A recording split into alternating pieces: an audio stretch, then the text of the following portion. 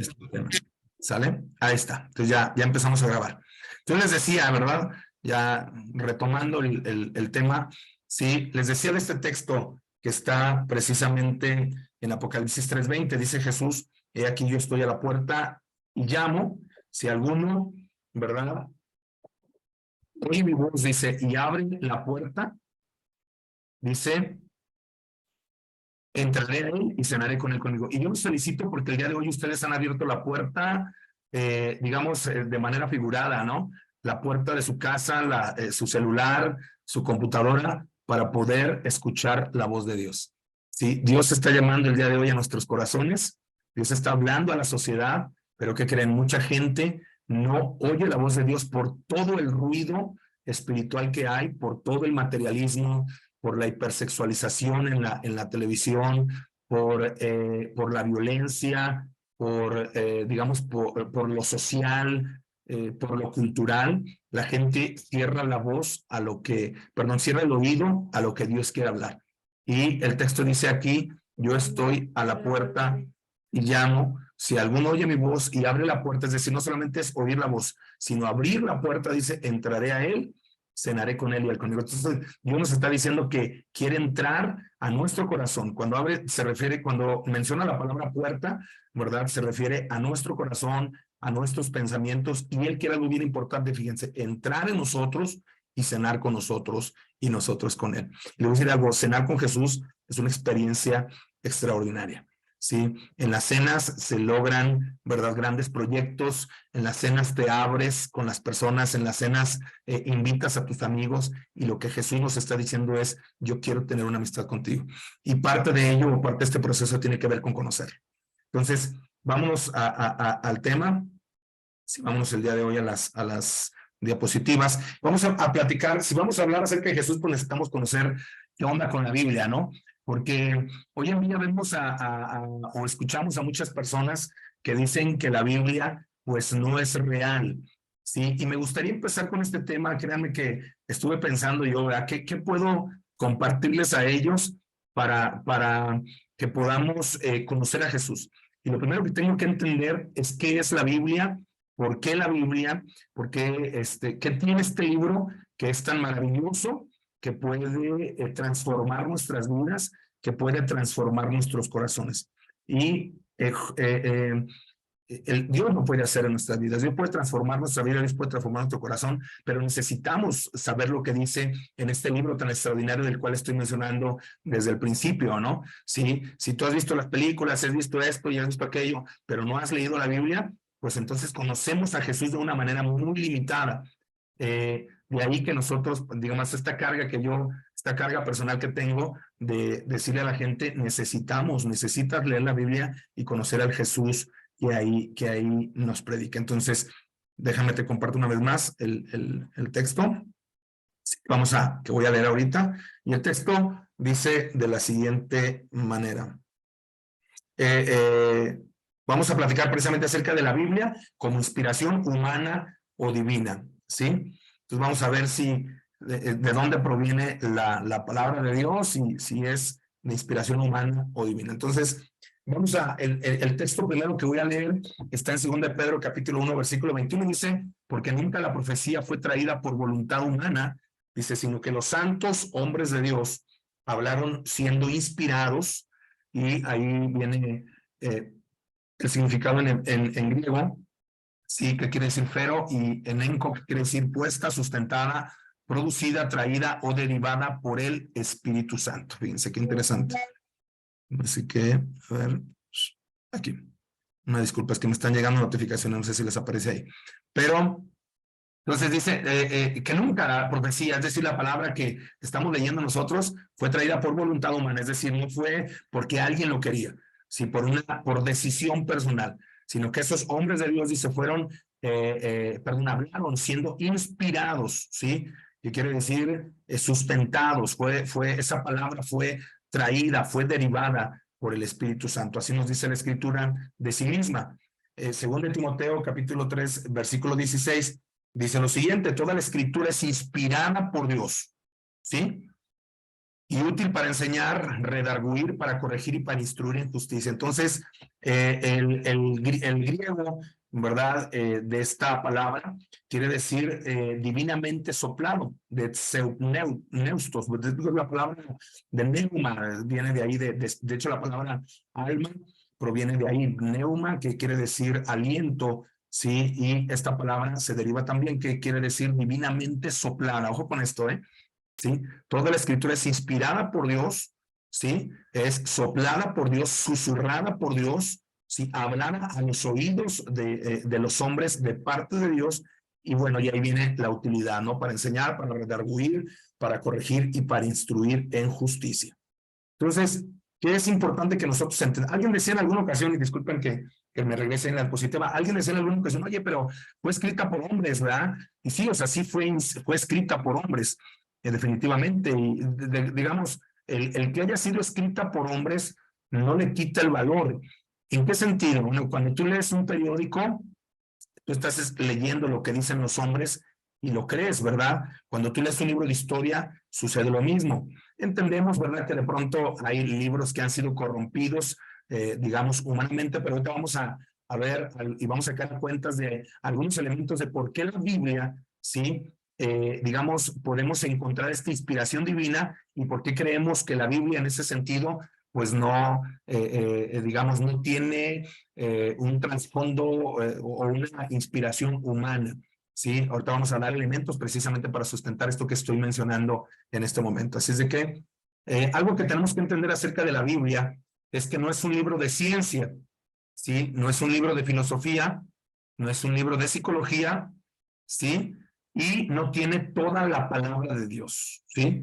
¿Por qué digo que no tiene toda la palabra de Dios? Bueno, antes, ¿por qué no es un libro de ciencia, número uno? Bueno, porque no, la gente a veces dice, no, es que eso que viene ahí en la Biblia no es científico. Bueno, espérate, o sea, la Biblia no es un libro meramente de ciencia, o sea, nos habla de algunas cosas de ciencia que ahorita vamos a ver, pero no es un libro de ciencia, ¿sí? No es un libro de filosofía, aunque sí tiene cosas de filosofía. Algunos libros, como por ejemplo Eclesiastés, ¿verdad? Job, Proverbios, nos habla de algunos conceptos filosóficos. No es un libro de psicología, pero tiene principios psicológicos. Ahora, la psicología, ¿verdad? Fue, digamos, creada como materia hace algunos años. Sin embargo, principios de la psicología vienen en la Biblia. Por ejemplo, el autoestima, ¿no? La Biblia nos habla de amar a tu prójimo como a ti mismo. Y cuando dice como a ti mismo, se está refiriendo a que te ames a ti mismo, ¿no?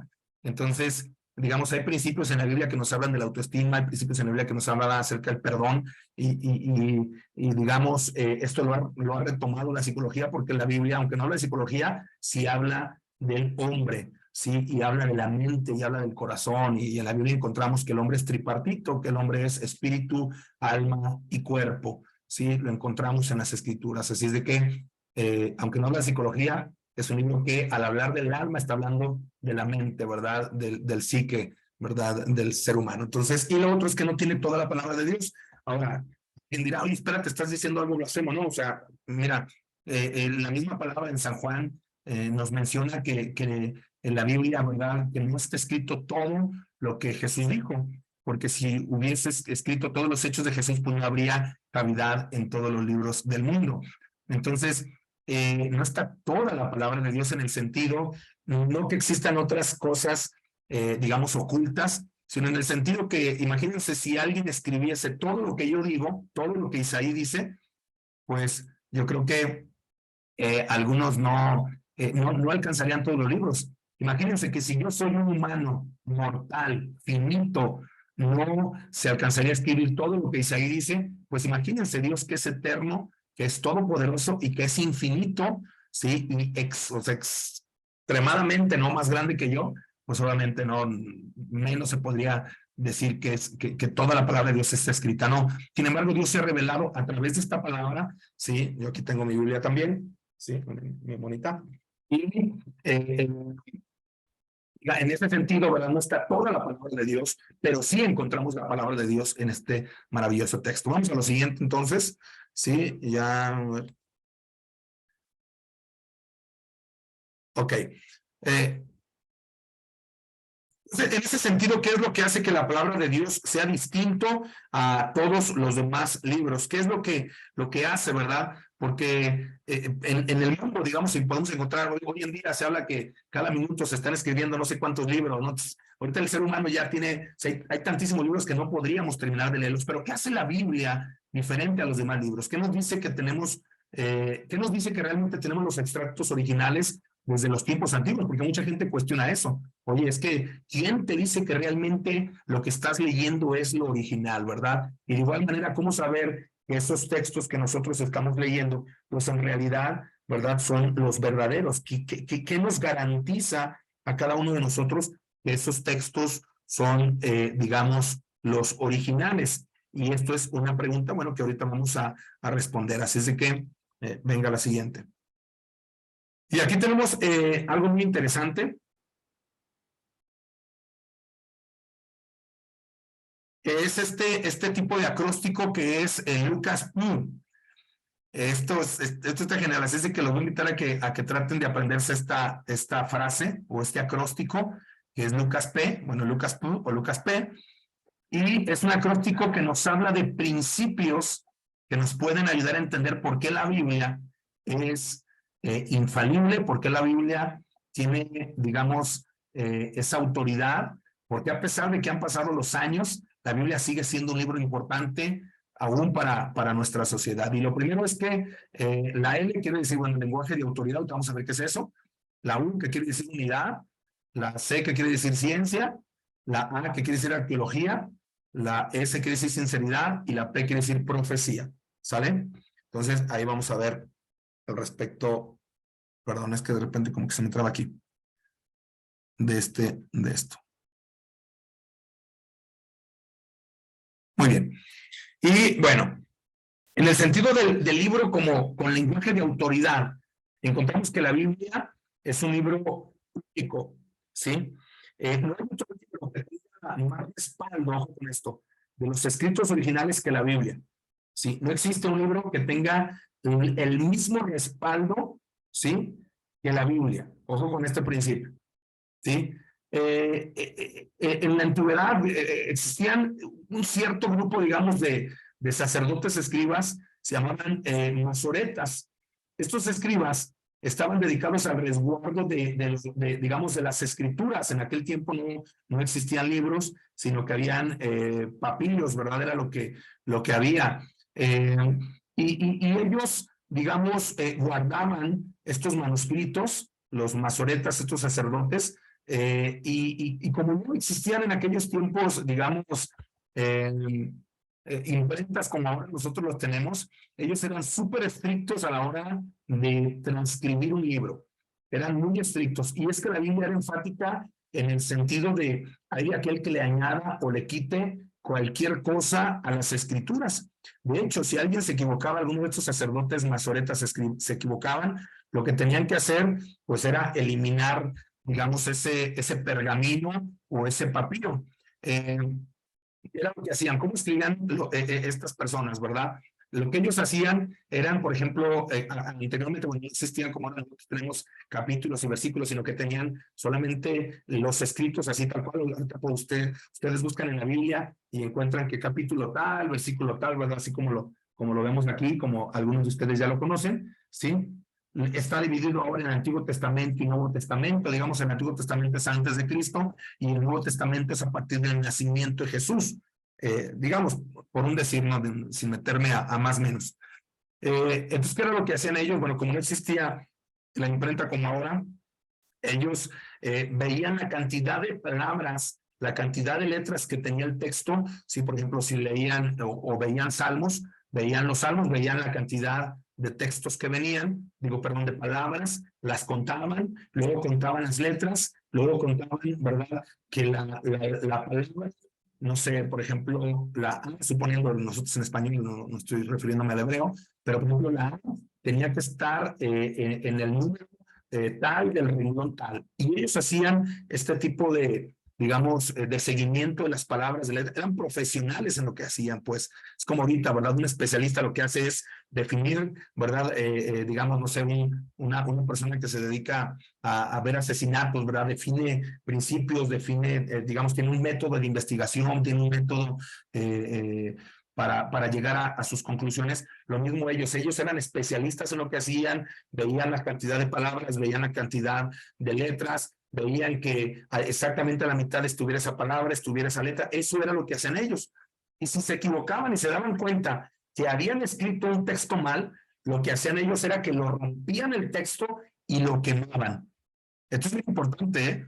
¿Por qué? Porque si no lo hacían y se equivocaban en algo que fuese fundamental, en algunos casos también los mataban. ¿Por qué? Porque era tan importante que en la escritura fuera tan perfecta, sí, que tuviera exactamente lo que tenía que decir, porque en la Biblia encontramos que uno de los mandamientos del Señor era que escudriñaran esas escrituras, que las leyeran, ¿sí? O que se les leyera al pueblo, porque como había muchos pergaminos, se levantaba el principal de cada familia que tenía su pergamino, su papiro, y se lo leía a su gente, y si lo leían mal, y leían mal los estatutos y los principios divinos, entonces ellos podían perder la vida por aplicar mal un principio de la Biblia. Entonces, los masoretas eran sacerdotes dedicados precisamente, o estaban, digamos, discúlpenme, ya me noto aquí. Ya. Estos sacerdotes llamados masoretas estaban, digamos, enfocados, ¿verdad?, al 100% en esto de la escritura y estaban dedicados a ello, repito. Recuerden que, bueno, para los que no saben, en el Antiguo Testamento los sacerdotes estaban consagrados solamente para el servicio de la casa de Dios. Y estos masoretas no eran la excepción, ¿sí? Ellos, digamos, el gobierno o sus gobernantes les pagaban para que guardaran esa ley, para que transcribieran esa ley. Entonces, digamos, era prácticamente imposible, ¿verdad?, que ellos pudiesen equivocarse en la transcripción de uno de estos textos. Ojo con eso. Y el otro es la honestidad de las escrituras, pero eso lo vamos a ver más adelante. Entonces me voy a brincar por el momento. Y fíjense, esto es bien importante, esto que esta gráfica que estoy poniendo en este momento, la voy a ampliar para que puedan verla mejor. ¿Sí la ven ahí? Sí. Okay, Sí, bueno. sí se ve. Les comparto un poquito de este texto. Miren, cuando nosotros leemos la Biblia, la gente a veces me dice, oye, pero ¿quién te dice, verdad, que la Biblia es real? ¿Quién te dice que no cambiaron los escritos? ¿Quién te dice que no, digamos, que están leyendo los originales? Y algo que nosotros tenemos que entender es que los originales de los textos tal cual, o sea, tal cual, no existen de muchos, no solamente de la Biblia, sino de muchos textos. Lo que la gente tiene de muchos textos, no solamente de la Biblia, son copias de los originales. Por eso yo les decía que en el caso de los sacerdotes masoretas transcribían de una manera tan perfecta, y no solamente era un ejercicio de los escribas de los masoretas, sino en la antigüedad había un oficio, así como ahorita el bibliotecario, por ejemplo, que se dedica a acomodar libros que ya, digamos, esa es una materia que a lo mejor ya está casi en peligro de extinción, porque los libros, digamos, están quedando obsoletos por las nuevas tecnologías. Como una persona ahora que se dedica a la administración, ¿sí? En aquel tiempo eran escribas también, eran, digamos, otra rama de estas personas que transcribían, eran los escribas, y no solamente en el pueblo judío, sino en distintos tipos de religiones, digamos, habían estas personas, escribanos o escribas, o que eran una especie de historiadores que transcribían textos. Y fíjense, es bien interesante. ¿Por qué? Porque en el caso de Platón, fue escrito, por ejemplo, recuerden que Platón escribió acerca de Sócrates, ¿sí? Platón escribió acerca de Sócrates y escribió también acerca de sí mismo. De hecho, Aristóteles, bueno, Platón escribe de Sócrates, de Platón escribe Aristóteles, y bueno, ahí era como algo que era normal. Por eso las personas dicen, oye, pero Jesús no escribió ningún libro. Desde luego, pero también nosotros lo que conocemos de Sócrates lo conocemos por Platón, ¿verdad? Y uno se cuestiona, pero fíjense algo bien interesante al respecto. Permítame, es que está ingresando gente y los... va. Entonces, Platón, por ejemplo, Platón fue la fecha que él escribió fue hace el 427 antes de Cristo, del 427 al 347, ¿sí? Y la copia, digamos, más antigua que existe es del 900 después de Cristo, fíjense bien, ¿sí? La copia que se tiene, que ahorita nosotros tenemos es de 900 después de Cristo, es decir, bueno, pues ahí están, en el 900 después de Cristo. Ahora, de la copia a la original que fue en el 400, ¿sí? Más o menos, ustedes pónganle que en 400 antes de Cristo, estamos hablando que hay una diferencia de 1200 años de la copia que nosotros tenemos a la original, ¿sí? De la copia a la original hay 1200 años y solamente hay 7 copias. Ojo con eso. De Aristóteles escribió más o menos en el 384, 322 antes de Cristo, y sus copias de sus escritos más antiguos los tenemos ya en nuestra era en el 1100 después de Cristo. ¿Sí? Es decir, de las copias, repito, de las copias que tenemos en nuestros días a las originales, la diferencia de tiempo que hay de cuando se escribió la original a las copias que nosotros tenemos es de 1400 años y hay 49, ojo, 49 copias. De Heródoto, que escribió en el 480 al 425 antes de Cristo, y sus copias las tenemos del 90 después de Cristo, hay 1300 años aproximadamente, 1300 años de las que tenemos en nuestras vidas a la fecha en que se escribieron, 1300 años, y hay 8 copias, ¿sí? De Demóstenes, que escribió en el 300 años, en el 300 antes de Cristo, tenemos las copias más recientes que tenemos es de 1100 después de Cristo, es decir, 800 años de diferencia de la copia que se tiene a la original. ¿Por qué había copias? Bueno, porque se deshacían, ¿verdad? Así como las hojas de ahorita se deshacen, también los papiros y los pergaminos se acababan. Sí, hay 200 copias. De Tucídides, digamos, ahí vemos 460, es decir, como el 400 antes de Cristo, las copias más antiguas son del 900 después de Cristo, es decir, 1300 años, ¿sí? Y hay solamente 8 copias, ¿sí? De Eurípides tenemos también un aproximado, si se fijan, casi todos son en 1300 años. De Julio César, ojo con esto, que ya es uno como más pacacito, digamos, que escribió, sus escritos son del 100 al 44 antes de Cristo. Las copias que tenemos más cercanas son del 900 después de Cristo, es decir, casi 1000 años. 1000 años. Y hay 100 copias. De Homero con la Ilíada y la Odisea, ¿se acuerdan de la Ilíada y la Odisea? De donde vienen los dioses griegos, toda la mitología griega. De Homero, o bueno, parte de la mitología griega, se escribió 900 años antes de Cristo, 900 años. Las copias que tenemos, es decir, cuando él escribió 900 años antes de Cristo, escribió, ¿verdad? Muchos textos, y se escribieron textos, porque se acababan, se rompían, entonces ya escribiendo textos. Los más nuevos que tenemos son del 400 después de Cristo, es decir, 500 años. Hay 643 copias. Pero fíjense del Nuevo Testamento. El Nuevo Testamento se escribió del 50 al 100 después de Cristo. ¿Sí? Ojo con esto. Se escribió del 50 al 100 después de Cristo. La copia más antigua que tenemos es del 130 después de Cristo, las copias que tenemos. ¿Sí? Es decir, de 30 a 60 años, casi nada, mi edad. No de 60, yo tengo 40, hace 60 años tenía. Es decir, que los que tenían las copias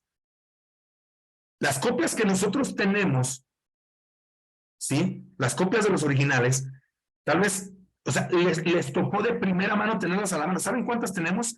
Ahí ya lo vieron ustedes. 5,600 copias. ¿A qué me refiero con esto? Bueno, lo que nos referimos con esto, entre más cantidad de copias haya, juntarlas y leerlas, dices, oye, no, pues no, haces una comparación y dices, oye, no, pues no hay diferencia. Sí, porque tenemos tantas copias de tantos, no hay diferencia. Fíjense cómo la gente no se atreve a cuestionar los escritos de Homero, los de Platón, de Aristóteles, de Heródoto, de Julio César. Y eso, que el lapso de las copias a los originales es de 1000 y tantos años, ¿sí? No se atreven pero sí lo hacen con la Biblia. ¿Por qué? Pues porque hay un desconocimiento, ¿no? de la palabra de Dios. Entonces, esto es muy interesante, ¿sí? Cómo la gente en ocasiones cuestiona esa parte. Ahora, vámonos continúo con esto. ¿Qué les parece eso en relación a las copias? Lo deja por debajo muchísimo, ¿no? O sea, entender que la Biblia tiene muchísimas más copias de los originales, que los originales estaban más cercanos. Óyeme, o sea, si tú me quieres decir que la Biblia, ¿verdad? Es un libro y que lo escribieron los hombres y que tiene autoridad, pues estamos bien lejos de la realidad, ¿no? ¿Sí? Ok. Vamos al siguiente. Ahorita estoy hablando solamente un poquito acerca de esto, ya después vamos a introducirnos en otras cosas ya que vayamos conociendo un poquito más. Ahora, bueno, ya aquí ya lo mencioné de otros textos, pero se han encontrado otros textos también en la Biblia, perdón, otros textos del Antiguo Testamento, por ejemplo, los manuscritos de Qumran, que son escritos que se encontraron hace algunos años y que son escritos de Isaías y parte del Antiguo Testamento, y la gente decía, no, ahora sí, va a caer la iglesia, ¿verdad? Cristiana, el catolicismo, el protestantismo, porque se va a descubrir la realidad que cambiaron las letras y cuando encontraron estos textos e hicieron digamos, la comparativa con los que nosotros tenemos, se dieron cuenta que eran exactamente los mismos, ¿sí? Entonces, estos textos que databan, pues, los encontraron en unas cuevas, ¿sí? Y que pues, ya databan, ¿verdad? Una disculpa, aquí me están llegando luego notificaciones, sí. Bueno, entonces, la número 2 es la unidad. Ya vimos la palabra del lenguaje de autoridad, como la Biblia tiene más autoridad que otros textos bíblicos. La otra es la unidad. Fíjense, esto es bien interesante. La Biblia es una compilación de 66 libros. Ojo con esto. Y cartas, 39 del Antiguo Testamento y 17 del Nuevo Testamento, escrita en un periodo de cerca de 1500 años, ¿sí? Entre 1450 antes de Cristo, el tiempo de Moisés, aproximadamente 100 después de Cristo, que fue escrita por más de 40 autores diferentes y de diferentes estatus sociales. Algunos eran reyes, algunos eran príncipes, algunos eran sacerdotes, coperos, pastores de ovejas, caudillos, pescadores, músicos, etcétera. Y lo impresionante, ojo con esto, es que muchos de estos autores no se conocían. De hecho, eran de diferentes lugares y todos están de acuerdo en lo mismo. Es el libro perfecto en armonía. A pesar de que fueron escritos o que fue en distinto lugar, y a pesar de que fueron distintos escritores, el autor es el mismo, es Dios, es Jesús. Fue el que inspiró en el corazón de ellos. Fue escrito en hebreo, en arameo, en griego. La palabra Biblia fue acuñada por primera vez en Primera de Macabeos, es un libro antiguo histórico de la Biblia, y allí se puede leer la expresión griega Biblia, ¿sí? Que significa textos sagrados. Entonces, ¿qué quiero decir con esto que estoy mencionando aquí? Perdón. ¿Qué quiero decir con esto? Miren, la Biblia fue escrita así como en un marco de casi 1400 años, y en esos 1400 años que fue escrita las escrituras, que fue escrita la palabra de Dios, fue escrita por mucha gente. Sin embargo, pareciese que fuese escrita por una sola persona. En una ocasión, de hecho, quisieron hacer un experimento en un, ¿cómo se dice? Con un partido político, y les pidieron a los de un partido político que hicieran un documento o un escrito que hablara acerca de un tema, ¿sí? En relación a la política. Y les dieron el nombre del tema y les dieron a personas de un mismo partido político, de una misma tendencia, de una misma línea, y les dieron bueno, no fueron a dos personas, le dieron a varias personas. Y cuando, digamos, cuando hacen digamos, la comparativa, se daban cuenta que eran, pues, pensamientos completamente diferentes. ¿Por qué menciono esto? Bueno, cuando nosotros leemos la Biblia, vemos textos que son completamente diferentes, perdón. Cuando hablo de diferentes, me refiero a escritos en diferente tiempo, en diferente contexto, por diferentes personas, Pero cuando tú lo lees, los que leemos la Biblia, me incluyo como un lector de la palabra de Dios, cuando los leemos, tú te das cuenta que todo embona tan perfectamente que es increíble, ¿sí? Que muchas personas hubiesen hecho ese escrito. De hecho, hay un estudio que no lo tengo aquí que no lo tengo aquí en las diapositivas, donde habla de la posibilidad, ¿verdad? De la posibilidad de que, digamos, tantas personas escriban de un mismo tema y que concuerden con lo mismo, y es infinita. O sea, es imposible que esa cantidad de personas, cerca de 40 personas, hayan escrito sobre el mismo tema en un lapso distinto de 1400 años, que digamos que fue Job, los escritos más antiguos que tenemos, o los escritos de Moisés, hasta los últimos escritos de los apóstoles, y que en ese lapso de 1400 años estén tan unidos en cuanto a profecía, en cuanto a enseñanza, en cuanto a principios, ¿sí? En cuanto a doctrina. Entonces, es prácticamente imposible y lo encontramos en las escrituras. ¿Cómo ven? ¿Alguien quiere comentar algo? ¿No? Con toda confianza, ¿eh? Ok. Entonces vamos a lo siguiente. En perdón. Ya, ahí encontramos también, era lo que les mencionaba hace ratito, los manuscritos del Mar Muerto o rollos de Qumrán, llamados así por hallarse en las grutas situadas en Qumrán, a orillas del Mar Muerto, entre 1946 y 1956, una colección de 972 manuscritos. La mayoría de los manuscritos datan de entre los años 250 a.C. a 66 después de Cristo, antes de la destrucción del segundo templo de Jerusalén por los romanos en el año 70 después de Cristo. Impresionantemente, estos escritos son exactamente iguales a los de nuestras Biblias actuales. Los originales se encuentran actualmente en el Museo de Israel, en Jerusalén, en el Museo Rockefeller de Jerusalén, así como en el Museo Arqueológico Jordano de Amán en Jordania, porque ahí fueron encontrados. Entonces, fíjense, a pesar, cuando encontraron estos libros, la gente decía, no, ya, ahora sí vamos a destruir el cristianismo, y la verdad es que no se pudo. ¿Por qué? Porque se dieron cuenta que eran exactamente iguales los mismos textos. Ahora, ya vimos en cuanto, ya dijimos que era el lenguaje de autoridad. Ya vimos que la Biblia en relación con otros escritos, digamos, no tiene comparación. La unidad, recuerden que me refiero a que, aunque fue escrito por personas distintas en distintos años, pues era, digamos, escriben prácticamente lo mismo, ¿sí? En cuanto a ciencia, vamos a ver la C, en cuanto a ciencia. La Tierra es redonda, fíjense lo que dice Isaías 40:21. Dice, no sabes o no has oído, nunca nos han dicho desde el principio, no habéis sido enseñados desde que la tierra se fundó. Él está sentado sobre el ¿qué? Sobre el círculo de la tierra. Esto fue escrito casi 700 años antes de Cristo. Ahí nos dice el escritor, que es Isaías, que la tierra es redonda. Fíjense, nosotros, ¿hasta qué año, digamos, se comprobó de manera más ya en nuestra era? ¿En qué año fue? ¿Alguien se acuerda? ¿O quién lo hizo? Nadie. ¿Quién le dio la vuelta al...? Digo, algunos hablan desde los vikingos, ¿verdad? Pero digamos ya como de una manera más históricamente conocida. ¿Quién fue?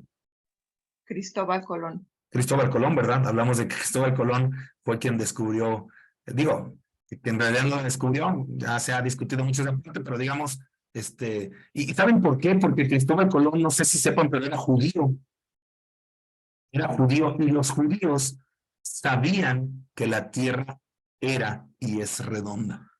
O sea, ellos lo conocían por este y otro texto. Hay dos o tres textos que hablan al respecto. Dos, me parece, perdón. Nada más. Y este es uno de los más conocidos. Siguiente, ¿verdad? El ciclo hidrológico, pues este es 1.7, ¿verdad? Los ríos todos van al mar y el mar no se llena. El lugar donde los ríos vinieron, allí vuelve para correr de nuevo.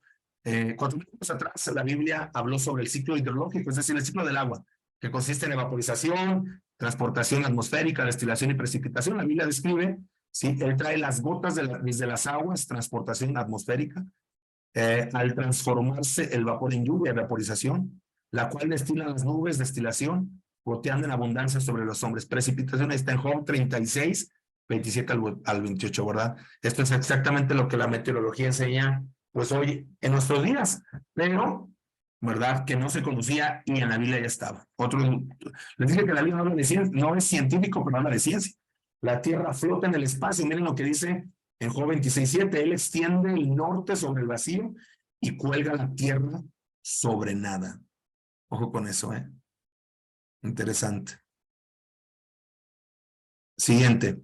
La ley de la termodinámica que dice que todo se desgasta, pues está escrito en Salmo 102:25, desde el principio tú fundaste la tierra y los cielos son obras de tus manos, ellos perecerán, mas tú permaneces. Y todos ellos como una vestidura se envejecerán, como un vestido los mudarás y serán mudados, pero tú eres el mismo y tus años no se acabarán. En la Biblia se establece y lo que se da por viejo y se envejece está próximo a desaparecer. Ahí está hablando de una ley súper importante que es la ley de la termodinámica, ¿eh? Es bien importante en la física y en la química.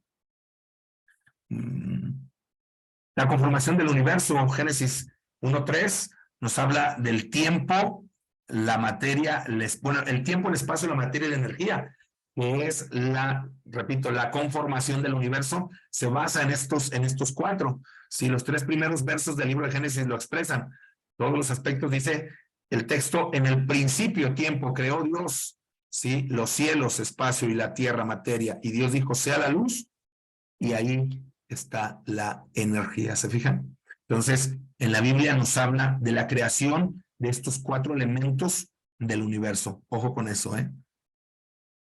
Las moléculas del átomo, Hebreos 11:13, por la fe entendemos haber sido constituido el universo por la palabra de Dios, de modo que lo que no se ve que lo que se ve fue hecho de lo que no se veía. Entonces, bien interesante. Cada una de estas cosas, digo, si se lo, digo, no, perdón, aquí, una falta de orografía. Pero digamos, la Biblia habla precisamente que y esto lo habla la ciencia, que el universo fue hecho por la palabra de Dios, dice, de modo que lo que fue hecho, ¿sí? Es o surgió de lo que no se veía. Muy interesante. Sí, también lo vemos ahí digamos, en estos principios, ¿no? Dimensiones exactas para la estabilidad de los buques, viene también en la Biblia. Me voy a ir un poquito más rápido porque quiero avanzar a algo más. La vida se encuentra en la sangre, fíjense, en la Biblia lo encontramos, porque la vida de la carne en la sangre está. Y esto no fue descubierto hasta hace algunos siglos pasados, ¿eh? Este escrito es de casi 1500 años antes de Cristo, mil años antes de Cristo más o menos, 1500 años. Entonces, miren, 1200. Entonces, en la Biblia encontramos en Levítico que la vida está en la sangre y hoy en día, sí, los médicos, los científicos hablan de esto, ¿sale?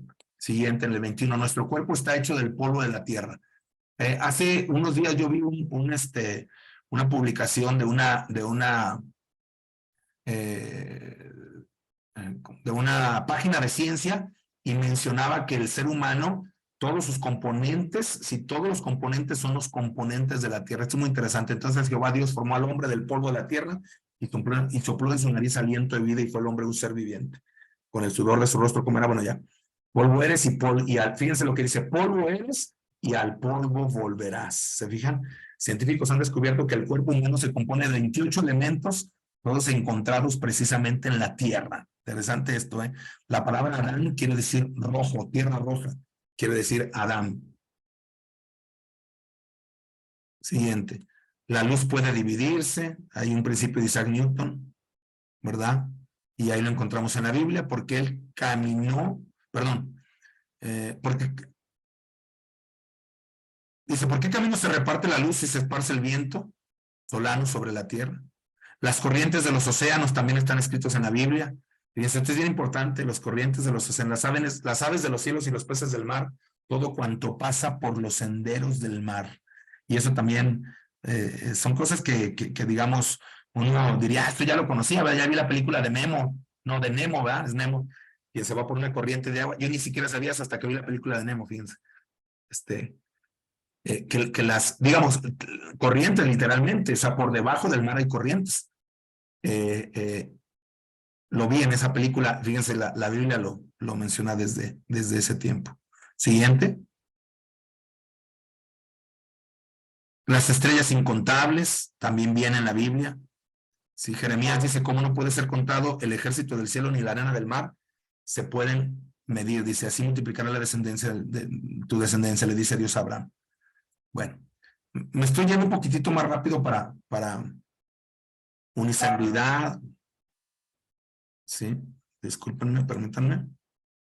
Ya, la humanidad creada de una sola línea sanguínea, Hechos 17:26 dice, de una sangre ha hecho todo el linaje de los hombres para que habitasen sobre toda la faz de la tierra y les ha prefijado el orden de los tiempos y los límites de su habitación para que busquen a Dios si en alguna manera palpando puedan hallarle, aunque ciertamente no está lejos de cada uno de nosotros. Y esto me encanta porque aparte dice que Dios no está lejos de nosotros, ¿no? Pero fíjense, este pensamiento de todos somos hermanos es una realidad en ese sentido, que somos hechos, ¿verdad?, a imagen y semejanza de Dios, pero creados de un solo hombre. De hecho, hoy la ciencia habla del gen de Adán. La otra vez también estaba leyendo yo al respecto y nos mencionan que todos venimos de un mismo gen. ¿Sí? Oh, perdón. Y bueno, ahí encontramos algunas personas, porque luego he escuchado gente que dice que creer en Dios es de ignorantes, y pues no, ¿verdad? Ahí vemos a Francis Collins, es un ateo que ayudó a completar una investigación pionera en secuencias de ADN y genes humanos. Albert Einstein también, Kepler también, fue un astrónomo matemático, y ellos pues creían en Dios. ¿Sale? Galileo Galilei, ¿sí? Eran creyentes. Isaac Newton, ¿sí? Era una persona creyente en Dios y eran súper arqueólogos, de hecho, imagínense, ¿sí? Entonces, ahí encontramos algunos personas, ¿verdad? Y bueno, ya yéndonos a la cuarta, recuerden que era Lucas P, la L era del lenguaje, perdón, de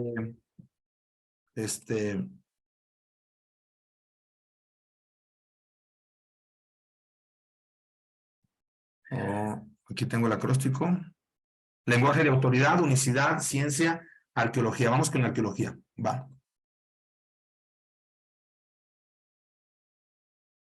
Muchos son los hallazgos arqueológicos encontrados a través de la Biblia, ¿sí? Y bueno, creo que este es muy sencillo de hablar. Simplemente Israel, pues ya para esto lo dejé un poquito más corto. Israel está lleno de hallazgos arqueológicos, ¿sí?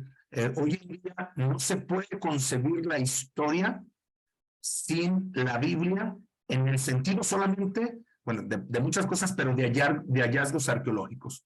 Hoy en día los arqueólogos toman la Biblia para encontrar, digamos, ciudades, encontrar lugares, encontrar, digamos, bueno, de hecho se han encontrado ciudades a través de los escritos bíblicos. Entonces, ese es otro, y es innegable esto que les estoy mencionando.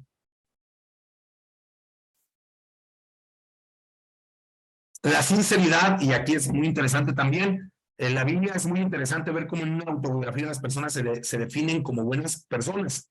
Sin embargo, en la Biblia, fíjense, encontramos, Bolivia no lo va a leer, encontramos que la Biblia habla acerca de los errores de todos los, digamos, los personajes de la Biblia, tanto sus debilidades, sus temores, sus miedos, sus pecados también, sus errores, sus horrores, ¿no?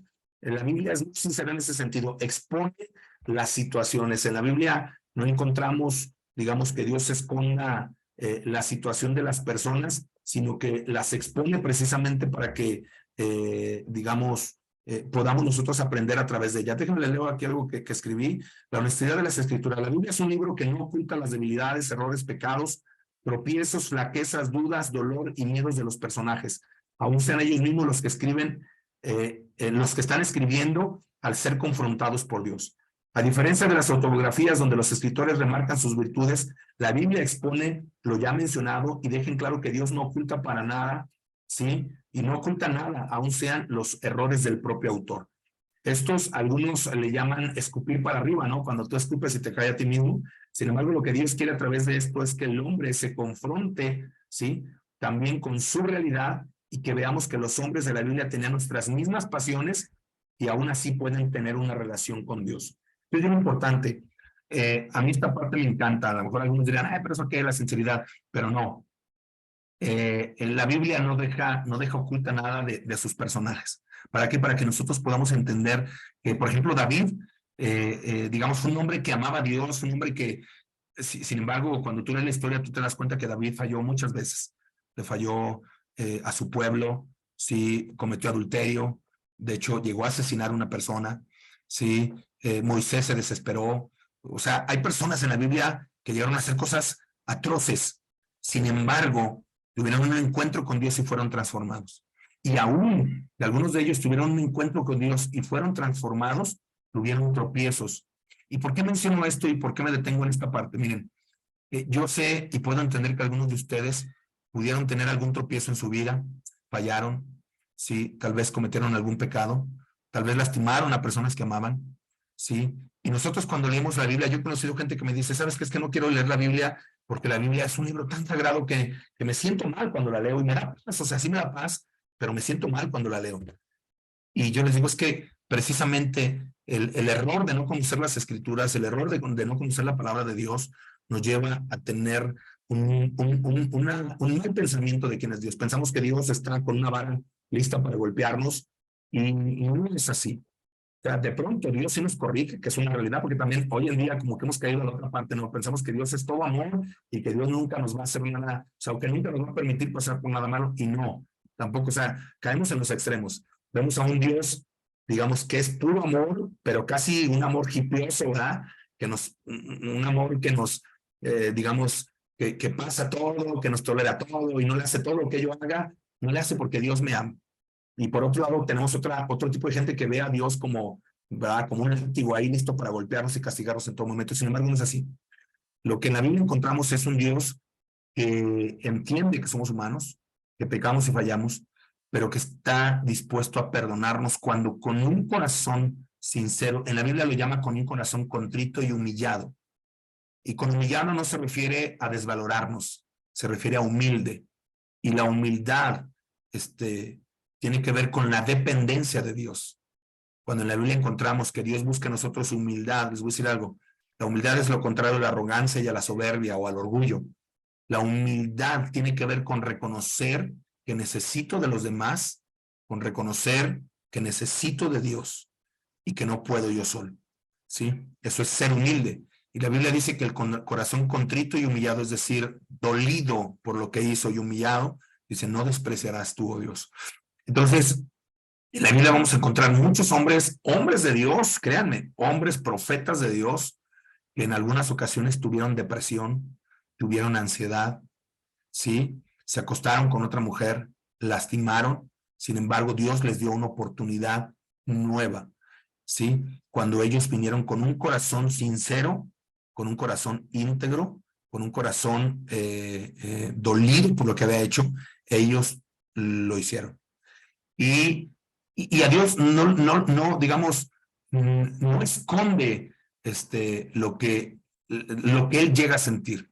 En una ocasión Jesús, y me voy al hombre del que vamos a hablar en toda esta serie, porque va a ser una serie de varios temas, donde vamos a hablar de Jesús. Ahorita me quise centrar en esto porque lo que quiero es que veamos la importancia de la Biblia y cómo la Biblia no tiene comparación con otros libros. Algunos temas, algunas diapositivas la pasé rápido, pero hay algunas que ameritan más tiempo y yo espero que les voy a mandar por ahí el video o las diapositivas para que puedan checarlo, que vayan checando cada una de las, digamos, de las diapositivas también ustedes y que puedan ver cómo, digamos, la palabra de Dios no tiene comparación con otros libros, inclusive, y disculpen lo sectista que me pueda ver con otras religiones.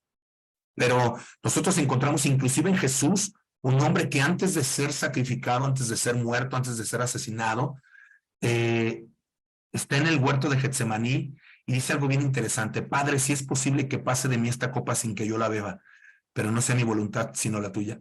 ¿Qué está diciendo Jesús en esta frase? Porque normalmente la escuchamos y decimos, bueno, una es cuando Jesús dice Padre, le está hablando a su Padre celestial, a la deidad. Dice, si es posible que pase de mí esta copa. La copa en la Biblia está, digamos, tipificada como la ira de Dios. En la Biblia, ya después lo vamos a ver en algún momento, en Apocalipsis, viene las copas de la ira de Dios. La copa refleja digamos, los juicios o la ira de Dios sobre la humanidad. Entonces, cuando Jesús dice, si es posible que pase de mí esta copa sin que yo la beba, es decir, Señor, yo sé que la ira tuya va a caer sobre mí por el pecado de todas las personas, y después vamos a platicarles, algunos de ustedes ya lo saben, ¿sí? Pero algunos no, y lo vamos a ver más adelante, pero la ira de Dios estaba cayendo sobre Jesús por el pecado de nosotros. Jesús ocupaba el lugar de aquella persona que ha pecado. La Biblia dice que todos hemos pecado y estamos destituidos de la gloria de Dios. Entonces, ese pecado, ¿verdad?, que me aleja de Dios y que amerita la muerte de nuestro espíritu, de nuestra carne, en ese momento, Jesús toma nuestro lugar, Jesús toma el lugar que nos correspondía, y la ira de Dios que tenía que caer en nosotros por nuestros pecados cae sobre él. Y Jesús dice, pero no sea mi voluntad sino la tuya, es decir, él deja que la voluntad sea la de Dios y no la de él. ¿Por qué mencionó esto? Bueno, porque Jesús, en la Biblia encontramos esa sinceridad. Jesús en su humanidad, que en la Biblia también vemos que Jesús era y es Dios, y luego lo vamos a ver más adelante también, vemos que Jesús tuvo temor. Jesús también tuvo miedo de pasar por el proceso. ¿Y cuántos de nosotros hemos tenido miedo de pasar por el proceso de una separación, de una pérdida? ¿Cómo afrontar las situaciones? ¿Sí? Y en ese sentido, por eso vemos que Dios se humanó, Dios tomó forma de hombre, condición de siervo, así lo dice la Biblia, haciéndose obediente hasta la muerte. ¿Sí? Ese Dios todopoderoso se humana, se encarna, y aunque era Dios, también era completamente hombre. Y en esa humanidad, cuando estaba en el huerto de Getsemaní, lloró gotas de sangre, y algunas personas que decían, ¿cómo? Es una manera figurada, pero no. Hoy la ciencia nos demuestra, hoy la ciencia lo demuestra, y hay videos, y hay estudios, y hay muchas cosas al respecto, que una persona cuando está en un grado máximo de estrés, como una persona que iba a ser sacrificada, por ejemplo, eso se llegó a llegar a ver inclusive ya casi estoy terminando, si me permiten, en personas que iban a ser muertas en la silla eléctrica, en la inyección letal, que sudaban, y el estrés era tan grande que los vasos sanguíneos de las células, y los vasitos sanguíneos de las células explotaban y empezaban a sangrar, ¿sí? Empezaban a sudar sangre. Entonces, Jesús pasó por eso, porque el estrés, porque el miedo, porque el temor lo estaba invadiendo en ese momento. Entonces, es algo que pasó y es algo que nosotros podemos pasar. Por eso en la Biblia no se detiene para mostrarnos, ¿verdad?, esa realidad. ¿Sí? Y en cuanto a profecías, ya cambiando a la última, recuerden que era Lucas P. L siempre se me olvida la L, de lenguaje de autoridad, ¿sí? La U de unidad, de que toda la Biblia está unida por todos los, a pesar de que eran 40 escritores, todos tienen la misma visión digamos, la misma inspiración. La L es el lenguaje de autoridad, la unidad, la C de ciencia, la A de la autoridad, y la P de profecías, ¿sí? Perdón, de sinceridad, Lucas P de profecías. Y es que de esto vamos a estar platicando un poquito, en estos módulos que vamos a estar viendo, vamos a hablar tanto de profecía. Después vamos a abrir otro módulo donde vamos a hablar un poquito más de profecía. En este módulo queremos centrarnos en Jesús. Repito, con esto para que vayamos entendiendo qué onda con la Biblia, ¿no? Pero de Jesús encontramos, fíjense, más de 300 profecías directas cumplidas en el Antiguo Testamento. Encontramos varias, como la destrucción, ¿verdad?, de Tiro, la llegada y destrucción de los imperios asirio, babilónico, persa, de igual manera el cautiverio de Israel y Judá en estos periodos. La historia, nosotros encontramos en la historia de la humanidad, digamos, en la historia podemos encontrar primero los asirios, luego los babilonios, luego los persas, ¿verdad?, luego los griegos, luego los romanos. Todos esos imperios estaban profetizados en la Biblia, ¿sí? Estaban profetizados por varios profetas en la Biblia, desde Isaías, desde Daniel, ¿verdad? Hablaba de que el pueblo de Israel iba a ser cautivo por los asirios, ¿verdad? Iba a ser cautivo por los babilonios, y ya estaban profetizando inclusive los mismos imperios y la destrucción de cada uno de ellos de manera tan exacta que ustedes se sorprenderían. De verdad, yo lo he analizado, yo lo he leído, y es impresionante cómo la Biblia habla al respecto. ¿Sí? Bueno, ahí es un diagrama de las religiones y digamos, cómo hay algunos premios Nobel, como el cristianismo, llámese protestantismo, catolicismo, llámese en todas sus ramas, tienen más premios Nobel. Los judíos tienen muchísimo también, digo, en el porcentaje, esto lo, digamos, a lo mejor sigue como una falacia, ¿no? Pero porque de pronto alguien dice, que ha aportado la humanidad, ¿verdad? El cristianismo a la humanidad. O sea, pues tan es así que el cristianismo, digamos, tiene un 65% de personas cristianas, llámese, repito, de cualquier religión, cristianas, protestante, católico o de cualquiera, han aportado y tienen premios Nobel de ciencia, de la paz, de todo esto. ¿No? Los judíos también tienen un 28% y miren, el ateísmo es muy poquito. Sí, ahí está. Muy bien. Siguiente. Leer la Biblia no es ignorancia. Ignorancia es no conocer la Biblia. La Biblia puede ser para gente ignorante, pero gente ignorante que quiere hacerse sabia. ¿Sí? Si quieres llamar ignorante a un lector de la Biblia, debes llamar ignorante pues a todos estos que acabamos de mencionar, ¿no? Entonces, ojo, repito el principio, leer la Biblia no es ignorancia, ignorancia es no conocer la Biblia, ¿sale? Ojo con eso. ¿Sí?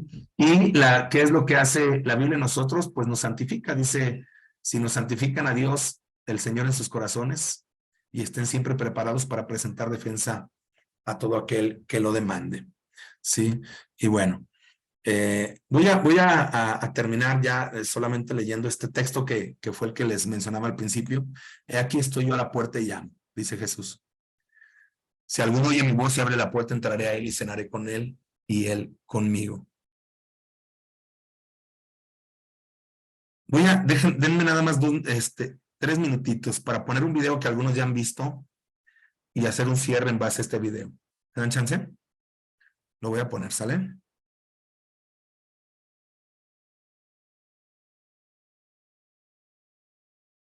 Permítanme porque se me movió aquí. Pero ya lo tengo aquí.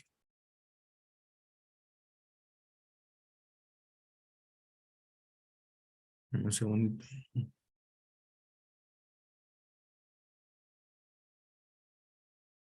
Está abriendo nada más. Mi rey.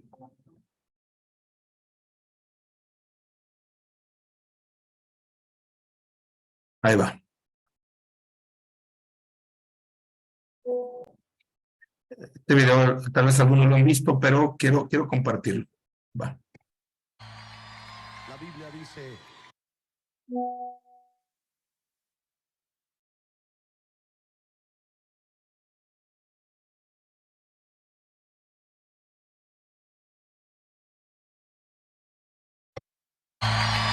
la Biblia dice, mi rey es el rey de los judíos, es el rey de Israel. Él es el rey de la rectitud, es el rey de las edades, es el rey del cielo. Él es el rey de gloria, es el rey de reyes. Él es el Señor de señores. Ese es mi rey. Y me pregunto si tú lo conoces. Mi rey es un rey soberano. Ninguna medida de cantidad puede definir los límites de su amor. Él es perdurablemente fuerte. Él es completamente sincero. Él es eternamente firme. Él es inmortalmente bondadoso. Él es imperialmente poderoso. Él es imparcialmente misericordioso. ¿Tú lo conoces? Él es el más grande fenómeno que jamás ha cruzado el horizonte de este mundo. Él es el Hijo de Dios. Él es el Salvador de los pecadores. Él es la pieza esencial de la civilización. Él es incomparable. Él no tiene precedentes. Él es la idea más exquisita de la literatura. Él es la personalidad más alta en la filosofía. Él es la doctrina fundamental de la verdadera teología. Es el el único calificado para ser el Salvador. Me pregunto, ¿tú lo conoces? Él da fuerzas al débil, Él se solidariza y Él salva, Él fortalece y sostiene, Él guarda y Él guía, Él sana al enfermo, Él limpia a los leprosos, Él perdona a los pecadores, Él libera a los deudores, Él liberta al cautivo, Él defiende a los débiles, Él bendice al joven y Él sirve al infortunado, Él recompensa a los ancianos, Él recompensa al diligente, Él embellece a los mansos. Me pregunto, ¿tú lo conoces? Él es la llave del conocimiento, Él es la fuente de la sabiduría, Él es la puerta para la liberación, es el camino de la paz, es la vía a la rectitud, Él es la autopista a la santidad, Él es la entrada de la gloria. Pregunto, ¿tú lo conoces? Su vida es inigualable, su bondad no tiene límites, su misericordia es eterna, su amor nunca cambia, su palabra es permanente, su gracia es suficiente, su reinado es justo, su yugo es fácil y liviana es su carga. Desearía poder describirlo, pero Él es indescriptible, Él es incomprensible, Él es invencible, Él es irresistible. ¿Tú lo conoces? No lo puedes sacar de tu mente, no lo puedes soltar, no puedes sobrevivir sin Él, no puedes vivir sin Él. Los fariseos no pudieron detenerlo porque ellos entendieron que no podía ser detenido. Pilato no pudo encontrar ninguna falla en Él. Herodes no pudo matarlo, la muerte no pudo limitarlo y la tumba no pudo retenerlo. Él es mi Rey, Él es Jesús.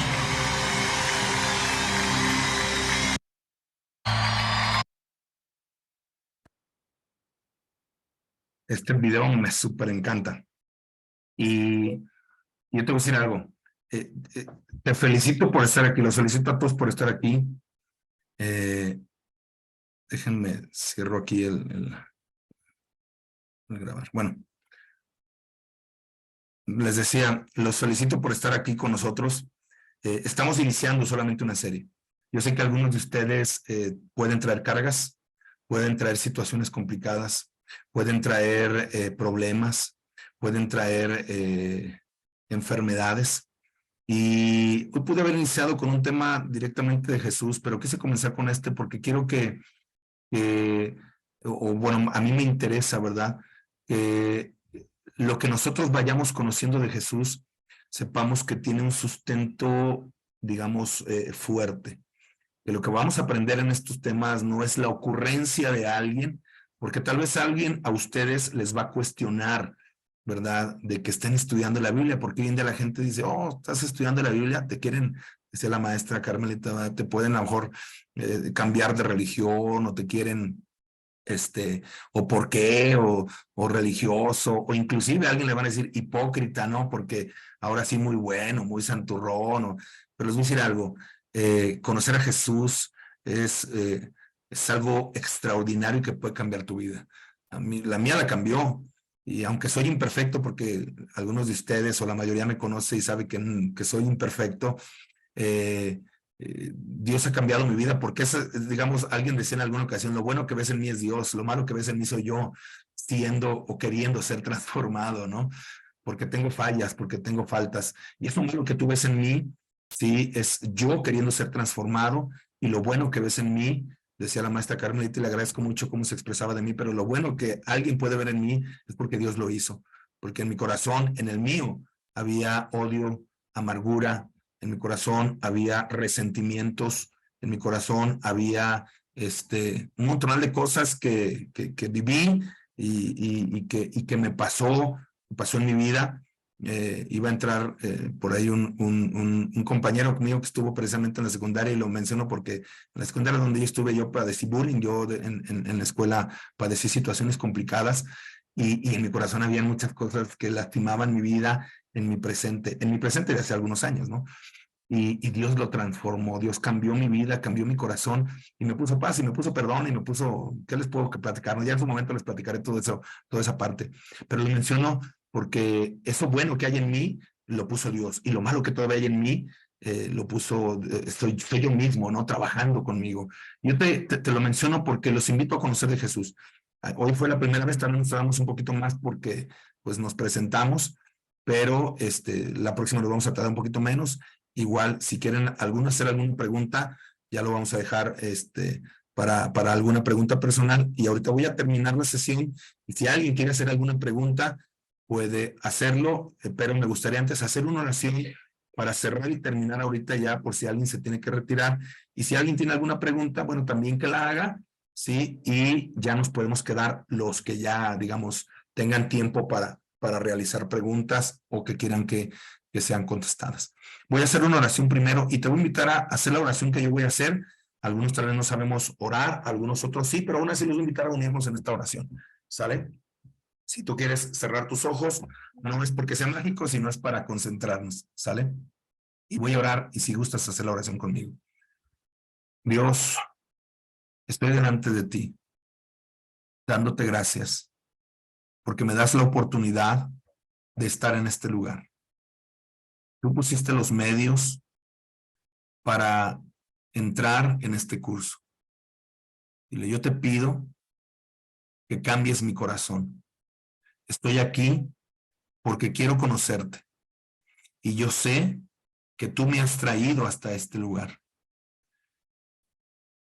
Por eso hoy, con todo mi corazón te digo que te necesito. Que transformes mi vida, que me llenes de ti. Hoy te pido que acomodes las cosas en mi hogar, en mi familia, que acomode las cosas con mis hijos, con mis padres, con mis hermanos. Perdóname, que sé que yo también fallo, y ayúdame a hacer tu voluntad. Dame paz en medio de la tormenta. Quita, Señor, todas las cargas que puedan haber en mi corazón. Hoy quiero conocerte. Hoy he entendido que el libro que vamos a escudriñar, el libro que vamos a leer, no es cualquier libro.